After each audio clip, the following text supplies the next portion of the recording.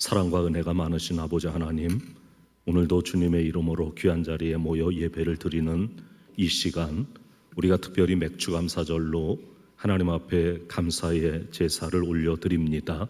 하나님께서 오늘도 우리 예배를 받아주시기를 원하오며 진심으로 하나님 앞에 감사할 수 있는 시간이 되게 해주시기를 원합니다.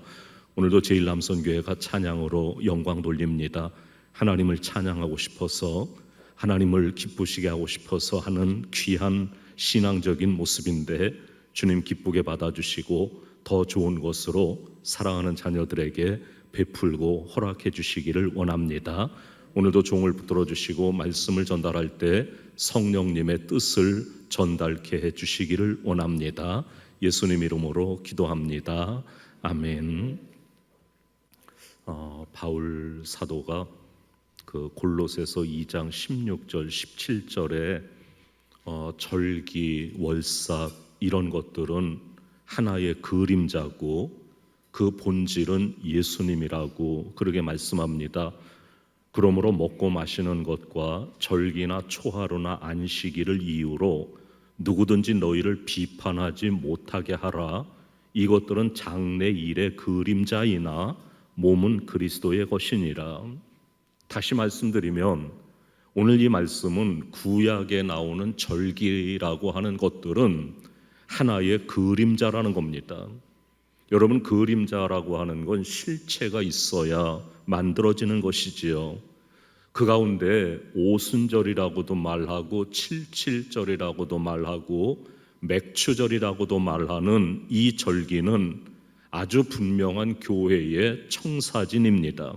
그래서 우리가 구약의 오순절을 자세히 살펴보면, 즉 맥추절을 자세히 살펴보면 태초부터 하나님 마음속에 디자인하시고 마음속에 품어오신 그 교회를 볼 수가 있다는 겁니다.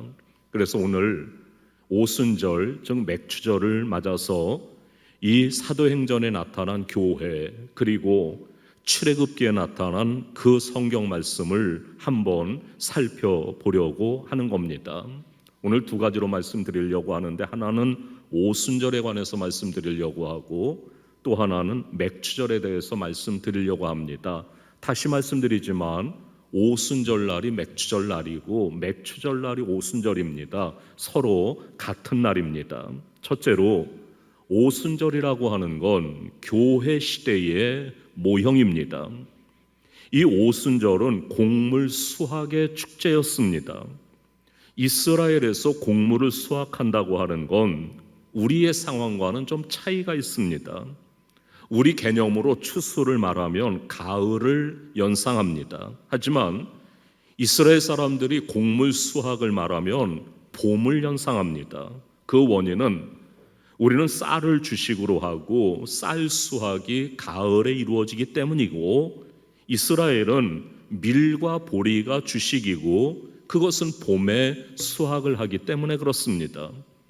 이스라엘에서 밀과 보리는 우기가 시작되는 10월 이후에 파종을 합니다. 그리고 보리는 그 다음에 3월, 4월에 수확을 하게 되고, 밀은 4월, 5월에 걸쳐서 수확을 하게 됩니다. 그래서 오순절은 곡물 수확의 마지막 시기에 맞이하는 절기가 되어집니다.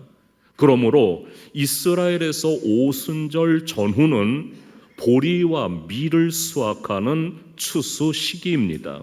그래서 우리가 이 절기의 의미를 이해하기 위해서는 먼저 오순절이 곡식의 수확과 관련된 또는 추수의 시기에 주어진 절기라고 하는 것을 먼저 생각해야 됩니다. 예수님께서는 이 땅에서 사역하시면서 사람들의 영혼 구원의 필요와 그 사역의 절실함 또는 때가 임박했다고 하는 걸 표현하기 위해서 추수를 하나의 비유로 사용하셨습니다. 예수님께서 갈릴리 지방의 성과 촌을 두루 다니시면서 천국의 복음을 선포하십니다. 마태복음 9장 35절 이하에 보면 영적으로 굶주리고 방황하는 그들을 보시고 영혼 구원의 필요성을 비유해서 추수할 것은 많은데 일꾼은 심히 적다. 주님은 그렇게 말씀하셨습니다. 또 예수님은 누가복음 10장 1절에 70명의 제자들에게 전도를 가르치면서 그들의 일이 무엇이고 그 일이 얼마나 중요하고 얼마나 절실한 사역인지를 추수를 통해서 비유로 말씀하십니다. 예수님은 추수를 구원을 상징하는 비유로 사용하셨다는 겁니다. 그러므로 추수할 시기는 구원의 때를 상징하는 메시지를 담고 있는 겁니다. 임박한 추수의 시기는 구원의 때가 가까워졌다고 하는 의미입니다. 하나님께서 여호와의 절기인 오순절을 지정하신 의도가 여기 있다고 하는 겁니다. 추수의 시대, 구원의 시대, 교회의 시대, 은혜의 시대, 성령의 시대가 시작되었다고 하는 걸 상징한 겁니다. 120명의 제자들이 다락방에 모여서 전심으로 기도합니다. 마침내 오순절이 되자 기다렸다는 듯이 성령님께서 급하고 강한 바람 같은 소리와 불의 혀같이 갈라지는 모습으로 강림하십니다. 그리고 방에 갇혀있던 제자들이 밖으로 나가서 세계 각처에서 모여든 사람들이 알아들을 수 있는 언어로 복음을 전했습니다. 그리고 하루에 3,000명씩 구원받는 역사가 시작되었다는 겁니다. 그래서 처음 세워진 교회가 예루살렘 교회입니다. 그리고 안디옥의 교회가 세워지고 소아시아의 교회들이 세워지고 그리고 오늘 여기에 우리 교회도 세워진 겁니다. 오순절 추수 시기에 성령이 오셔서 교회가 시작되어진 본질적인 목적은 바로 영혼의 추수입니다. 영혼 구원이었다고 하는 걸 명심하셔야 합니다. 두 번째로 오순절은 이상적인 교회의 모형입니다. 오순절 절기는 사랑과 나눔의 뜻이 담겨있는 축제입니다. 왜냐하면 오순절 축제에는 모든 사람들이 참여했기 때문입니다. 신명기 16장 11절에 너와 네 자녀와 노비와 네 성중에 있는 레위인과 및 너희 중에 있는 객과 고아와 과부가 함께 네 하나님 여호와께서 자기 이름을 두시려고 택하신 곳에서 네 하나님 여호와 앞에서 즐거워할지니라. 오순절은 남녀노소 노비와 나그네 종교인 고아와 과부 모두가 함께 참여하는 축제의 절기였습니다. 사랑과 나눔을 위해서 오순절에는 특별한 소재의 떡이 있었습니다. 유대인들은 이 소재를 슈타이 하레헴이라고 말하는데 매우 큰 떡을 말합니다.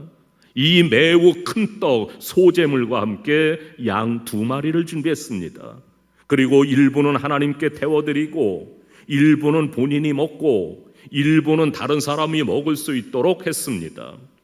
이 소재물은 번제단에 태우지 않았습니다. 모두가 먹는 떡이었습니다. 모두 함께 떡을 나누는 절기가 오순절이었습니다. 이와 더불어 하나님은 오순절 추수의 절기에 대해서 이렇게 지시하십니다.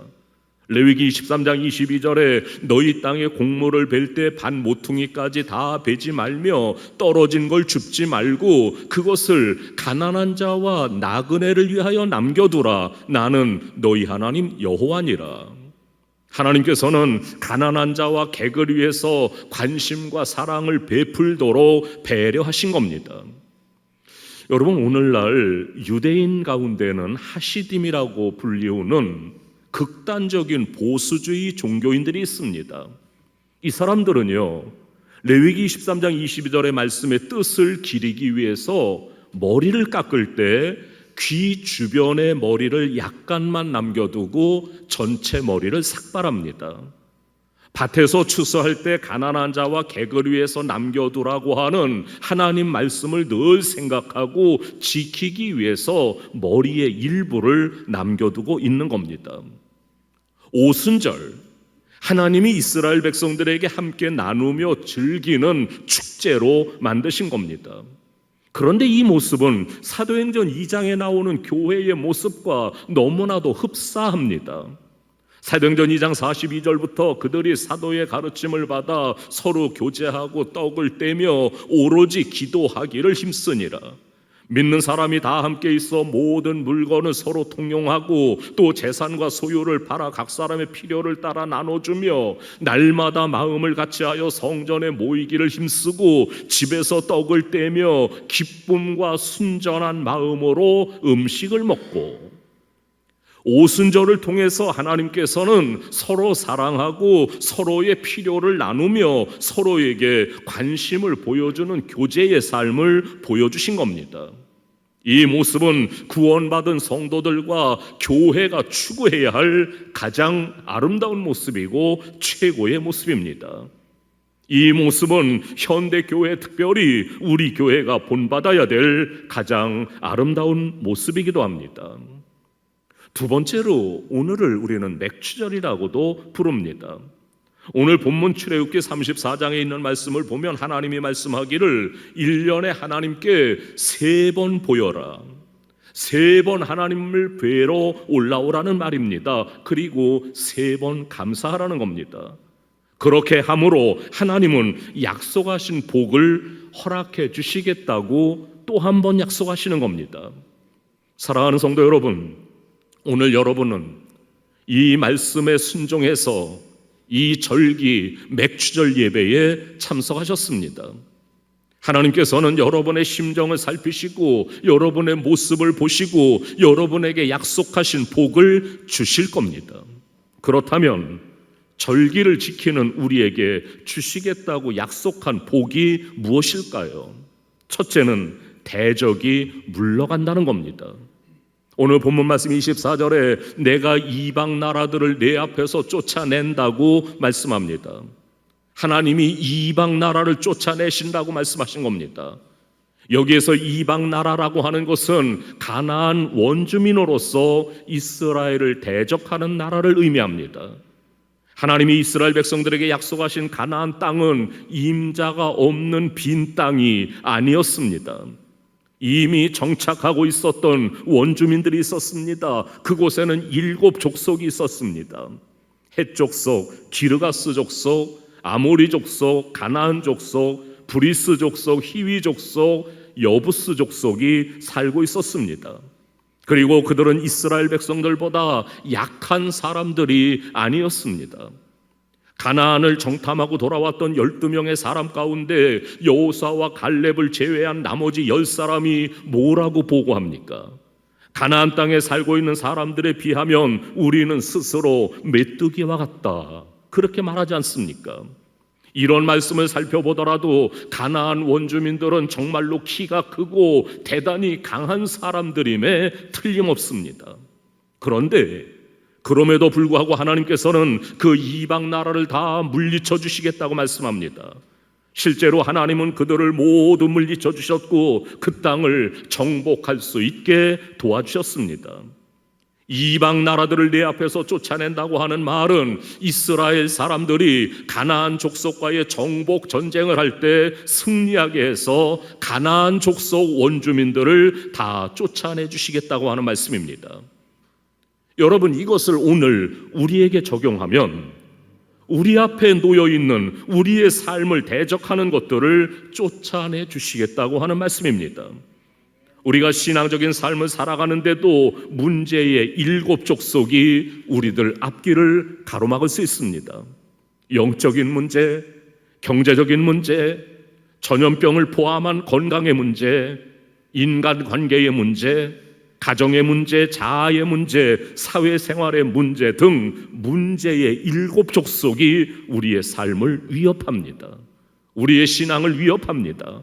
그런데 하나님은 이 문제를 감사를 통해서 쫓아내시겠다고 약속하셨습니다. 이스라엘 백성들은 무기가 없었습니다. 군사훈련을 받은 적도 없습니다. 객관적으로는 도저히 7 족속을 이길 수가 없었습니다. 그런데 하나님께서 함께 하시면 할 수 있다는 겁니다. 오늘 우리도 하나님께서 능력을 주시고 은총을 주시기만 하면 어떤 문제, 어떤 상황에서도 승리하고 점령하고 정복할 수 있음을 믿으시기를 바랍니다. 우리가 해야 할 일은 감사뿐입니다. 감사하면 대적이 물러납니다. 이 세상에서 불가능하다고 말하는 것도 하나님은 가능합니다. 레위기 26장 8절에 보면 너희 5이 100을 쫓고 너희 100이 만을 쫓으리니 너희 대적들이 너희 앞에서 칼에 엎드러질 것이라고 말씀합니다. 전쟁에서의 승리는 숫자로 판가름 나는 게 아닙니다. 하나님께서 어느 편에 서 계시느냐에 따라 승패가 달라집니다. 하나님이 5명과 함께 하시면 100명을 쫓아내고 하나님이 100명과 함께 하시면 10,000명이라도 쫓아낼 수 있다고 말씀합니다. 하나님께서 함께 하시면 기적이 일어납니다. 하나님이 함께 하시면 승리합니다. 하나님이 함께 하시면 반드시 이기게 되어져 있습니다. 감사는 범사에 승리하게 만들 뿐만 아니라 감사는 감사의 조건을 더 넘치게 합니다. 그러므로 우리는 어떤 경우에 처하게 되더라도 감사를 잊지 말고 감사하는 성도가 되어지기를 주님의 이름으로 축원합니다. 두 번째로 한계를 넘게 하는 복을 주시겠다는 겁니다. 오늘 본문에 내 지경을 넓히리니 라고 말씀합니다. 여러분, 지경이라고 하는 말이 무슨 말입니까? 땅의 경계를 얘기하는 겁니다. 이걸 우리 언어로 표현하면 자신의 한계를 의미하는 겁니다. 우리는 우리 스스로 나는 이 정도밖에 안 돼 하고 한계를 미리 정하고 있습니다. 목사가 암 환자에게 신방 가서 축복하기를 당신의 병은 예수님의 피로 깨끗이 나을 겁니다 하고 기도하는데 정작 환자는 속으로 내 병은 누구도 못 고쳐 하고 한계를 정하면 암은 절대로 없어지지 않습니다. 목사가 먹을 게 없는 가난한 집에 가서 신방 가서 당신은 하나님의 주시는 복을 받아서 다른 사람에게 나누어주는 사람이 될 겁니다 하고 축복을 하는데 마음속으로는 오늘 당장 먹을 것도 없는데 내가 무슨 남에게 나눠줄 게 있나 하고 스스로 한계를 정하면 아무리 복을 줘도 만족함이 없습니다. 감사는 한계를 넘어서게 하는 겁니다. 하나님은 그 지경을 넓히신다고 말씀합니다. 그 지경을 제한하거나 머무르게 하지 아니하시고 하나님은 넓혀주신다고 말씀합니다. 우리 하나님은 여러분의 기업도 여러분의 산업도 넓혀주시기를 간절히 원하시는 줄 믿으시기를 바랍니다. 하나님이 원하시고 하나님이 복 주시면 능치 못할 일이 없습니다. 우리는 범사에 감사함으로 조건들보다 더 중요한 것은 영적인 지경을 넓혀야 하는 겁니다. 하나님은 감사함으로 한계를 뚫으라고 말씀합니다. 원망과 불평과 부정적인 생각 속에 있는 사람은 스스로 자멸하게 되고 하나님의 은혜와 하나님의 복은 받을 수 없습니다. 그러나 감사하는 사람은 하나님이 약속하신 복을 받게 되는 겁니다. 그러므로 우리는 작은 일에서나 큰 일에서나 감사의 조건을 찾아야 합니다. 감사를 시작할 때 축복이 시작되고 감사를 통해서 더 큰 하나님의 은총이 나타내게 되어집니다. 우리 교회의 모든 성도들은 감사로 영광을 돌리고 하나님이 함께 하심으로 여러분들이 하시는 일이나 사업이 다 흥왕하고 번성하고 창대케 되어지기를 주님의 이름으로 축원합니다. 세 번째로 하나님의 보호라고 하는 복을 받게 된다는 겁니다. 오늘 본문엔 네가 매년 3번씩 여호와 너희 하나님께 뵈러 올 때에는 아무 사람도 네 땅을 탐내지 못하리라. 여기서 네가 매년 3번씩 여호와 하나님께 뵈러 올 때에 라고 하는 말씀을 주의해야 합니다. 이스라엘 백성 중에 성인 남자들은 어느 곳에 살든지 간에 이스라엘의 3대 절기, 무교절, 맥주절, 수장절 1년에 적어도 3번은 집을 비워야 합니다. 그리고 예루살렘 성전으로 가서 예배를 드리고 감사 제사를 드려야 합니다. 그들이 집을 비운 사이에 도적이 들거나 아니면 여자들만 있는 그 집에 적군이 쳐들어와서 재산을 다 빼앗아가면 어떻게 합니까? 그런데 하나님께서 그런 위험을 막아주시겠다고 말씀하는 겁니다. 네가 매년 3번씩 여호와 너희 하나님께 뵈러 올 때에 아무 사람도 네 땅을 탐내지 못하리라. 우리가 하나님을 위하면 하나님도 우리를 위하십니다. 아무리 자물쇠를 최신식으로 든든하게 잠근다고 해도 소용없습니다. 우리가 하나님 앞에 감사하면 하나님도 우리의 산업을 지켜주시고 우리에게 감사할 조건을 더 풍족하게 채워주심을 믿으시기를 바랍니다. 하나님은 결단코 손해보게 하시지 않습니다. 마음을 다하고 뜻을 다하고 물질과 정성을 다해서 충성하고 봉사하고 헌신하면 하나님께서는 반드시 보상하시고 넘치게 채워주시는 겁니다. 아무도 네 땅을 탐내지 못하리라. 이 말씀이 무슨 말씀입니까? 하나님께서는 국가적인 위험과 군사적인 위험에서 그들을 보호했습니다. 가정과 재산상의 위험에서 보호해 주셨습니다. 그리고 개인적인 위험에서도 보호해 주셨습니다. 이처럼 우리가 신앙생활을 올바로 잘하면 하나님께서 축복하시고 하나님께서 보호해 주십니다. 그래서 예배 드릴 때 예배 드리고 충성할 때 충성하고 헌신할 때 헌신하는 게 얼마나 중요한지 모릅니다. 예배 드릴 때 안 드리고 충성 봉사할 때 안 하면서 내가 그 시간에 더 열심히 일한다고 하면 더 잘 산다는 게 아니라고 하는 겁니다. 하나님이 함께 하시면 되는 거고 하나님이 함께 하시지 않으면 안 되는 겁니다. 우리가 진실로 하나님을 사랑하고 하나님 앞에 충성하고 봉사하고 헌신하면 하나님께서는 반드시 우리를 지켜주시고 보호해 주십니다. 우리의 재산을 지켜주시고 우리의 건강을 지켜주시고 우리의 가정을 지켜주시는 겁니다. 사랑하는 성도 여러분, 기독교는 감사의 종교입니다. 십자가 없는 기독교를 생각할 수 없는 것처럼 감사가 없는 기독교도 생각할 수 없습니다. 감사가 없는 사람이다 라고 말하는 것은 신앙이 없는 사람이다 라는 말과 같은 말입니다. 가정에 감사가 있으면 행복합니다. 직장에 감사가 있으면 성공하는 기업이 됩니다. 사회에서 감사가 있으면 건전한 사회가 될 겁니다. 교회에도 감사가 있으면 부흥하고 발전하고 천국이 되어집니다. 다시 말해서 감사할 줄 아는 사람에게는 행복이 있다는 겁니다. 그러나 감사할 줄 모르는 사람에게는 행복이 없습니다. 사랑하는 성도 여러분, 감사는 마치 수증기와도 같습니다. 뜨거운 태양이 비치면 물은 수증기가 돼서 위로 올라갑니다. 그러면 그것이 모여서 구름이 되고 구름이 모이면 큰 물이 돼서 하늘에서 비가 내려지게 됩니다. 감사로 하나님께 영광을 돌리는 사람에게는 하나님의 은총의 소낙비가 내리지만 감사하지 않는 사람에게는 하나님의 은총의 소낙비는 없습니다. 말씀을 마치겠습니다. 오늘은 맥주감사절입니다. 하나님께서 매년 3번 나에게 보이라고 하신 그 말씀을 기억하며 감사하기 위해서 이 자리에 모이신 여러분에게 첫째는 우리의 대적인 문제가 해결되는 복이 임하기를 바랍니다. 둘째는 우리가 정해놓은 한계를 넘는 복이 임하기를 바랍니다. 셋째는 하나님의 보호하심을 받는 복이 넘치기를 주님의 이름으로 축원합니다.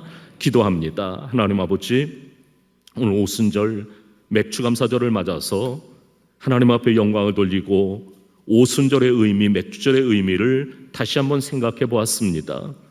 우리가 이 절기를 잘 지킴으로, 감사함으로 이 절기를 지내므로 우리의 대적의 문제가 해결되고 우리의 한계를 뛰어넘고 하나님의 보호하심을 받는 놀라운 복이 임하게 하여 주옵소서. 예수님 이름으로 기도하옵나이다.